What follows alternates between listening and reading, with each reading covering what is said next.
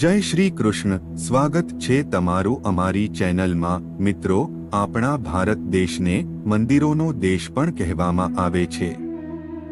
આમાં કેટલાક મુખ્ય અને રહસ્યમય મંદિરો છે.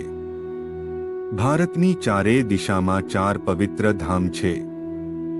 ઉત્તરમાં બદ્રીનાથ, દક્ષિણમાં રામેશ્વરમ, પશ્ચિમમાં દ્વારિકા અને પૂર્વમાં જગન્નાથપુરી. આ 4 ધામ ભગવાન વિષ્ણુને સમર્પિત છે અને આ મંદિરો માત્ર ભારતમાં જ નહીં પરંતુ સમગ્ર વિશ્વમાં પ્રસિદ્ધ છે. પ્રસિદ્ધ જગન્નાથપુરી મંદિર એવી અજાયબી અને ચમત્કારોથી ભરેલું મંદિર છે જે રહસ્યો જાણીને તમે ચોંકી જશો.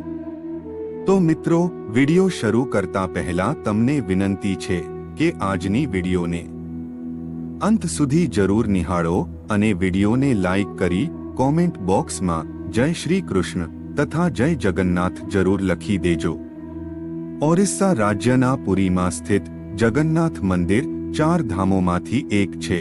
આ મંદિર ભગવાન વિષ્ણુના અવતાર શ્રી કૃષ્ણને સમર્પિત છે.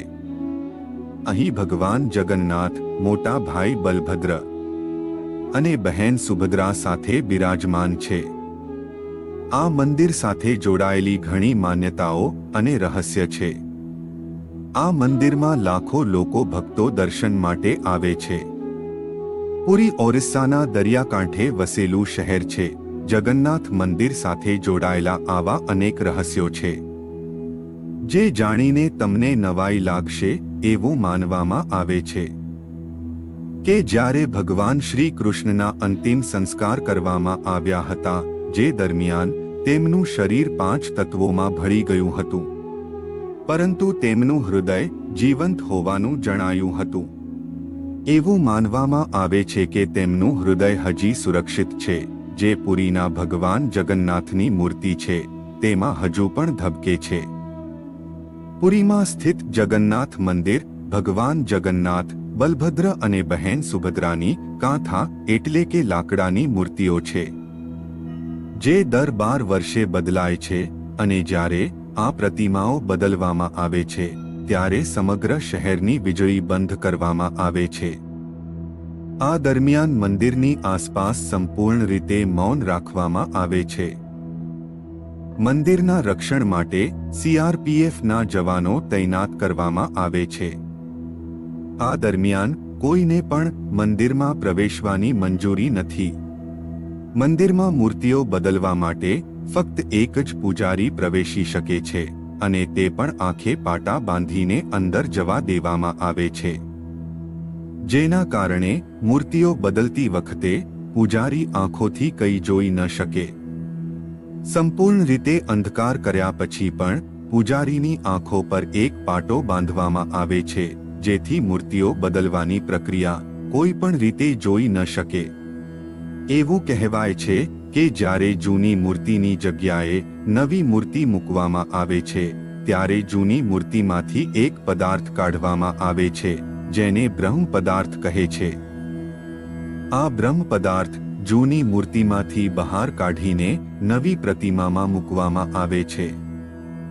એવું માનવામાં આવે છે કે આ બ્રહ્મ પદાર્થ ભગવાન શ્રી કૃષ્ણનું હૃદય છે અને જો કોઈ તે જોશે તો તે કાં તો તેનું માનસિક સંતુલન ગુમાવે છે અથવા મૃત્યુ પામે છે. જગન્નાથ મંદિરની રચના પણ ખૂબ જ સુંદર, રહસ્યમય છે. આ મંદિરની એક વિશેષતા એ છે કે મંદિર દરિયા કિનારે હોવાને કારણે મોજાઓનો અવાજ આવતો રહે છે. પણ મંદિરના સિંહદ્વારમાં પ્રવેશતાની સાથે જ મોજાઓનો અવાજ સંભળાતો નથી. આ મંદિરની એક વિશેષતા એ છે કે મંદિરની ટોચ પર સુદર્શન ચક્ર છે જે કોઈ પણ દિશામાંથી જોવામાં આવે ત્યારે તે હંમેશા સીધું જ દૃશ્યમાન થાય છે.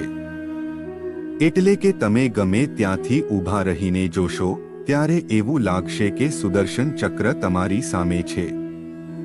મંદિર પરનો ધ્વજ દરરોજ બદલવામાં આવે છે.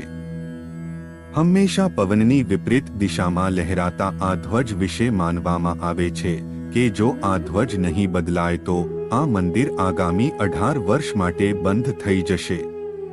ધ્વજ સાથે સંબંધિત અન્ય રહસ્ય એ છે કે આ ધ્વજ હંમેશા પવનની વિરુદ્ધ દિશામાં લહેરાય છે. આ રહસ્ય આજ સુધી કોઈ જાણી શક્યું નથી. મિત્રો, તમે બધા જાણો છો કે કોઈ પણ વસ્તુ પર સૂર્ય કે ચંદ્રનો પ્રકાશ પડે તો તેનો પડછાયો બને છે. પણ જગન્નાથ મંદિરની ટોચ પર સૂર્યપ્રકાશ હોય કે ચંદ્ર, તેમનો પડછાયો ક્યાંય નથી પડતો. તમે હંમેશા જોયું જ હશે કે પક્ષીઓ હંમેશા મંદિરો, મોટી ઇમારતો પર બેઠેલા જોવા મળે છે. પુરીના આ મંદિર પરથી આજ સુધી ના તો એક વિમાન પસાર થયું છે કે ન તો મંદિરની ટોચ પર એક પણ પક્ષી બેઠું છે. શું ભારતના અન્ય કોઈ મંદિરમાં આવું બન્યું છે? કહેવાય છે કે જગન્નાથપુરીના મંદિરમાં વિશ્વનું સૌથી મોટું રસોડું છે અને આ રસોડાનું રહસ્ય પણ ચોંકાવનારું છે. મંદિરમાં ભગવાનનો પ્રસાદ રાંધવા માટે માટીના વાસણો વપરાય છે. કહેવાય છે કે ગમે તેટલા ભક્તો અહીં પ્રસાદ લેવા કેમ નથી આવતા, પરંતુ ભોજન પ્રસાદ ક્યારેય સમાપ્ત થતું નથી અને ક્યારેય વ્યર્થ જતું નથી. મંદિર બંધ થતાની સાથે જ પ્રસાદ પણ સમાપ્ત થઈ જાય છે. મિત્રો, દર વર્ષે ભગવાન જગન્નાથની રથયાત્રા અષાઢ માસના કૃષ્ણ પક્ષની અષાઢી બીજના રોજ કાઢવામાં આવે છે. આ વર્ષે આ રથયાત્રા 7 મીટર કાઢવામાં આવશે.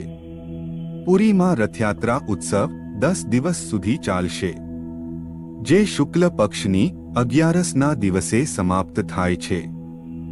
આ સમયગાળા દરમિયાન પુરીમાં લાખો ભક્તોની ભીડ એકઠી થાય છે, જે ફક્ત ભારતમાંથી જ નહીં પરંતુ વિદેશથી પણ આવે છે અને આ ભવ્ય ઉત્સવમાં ભાગ લે છે.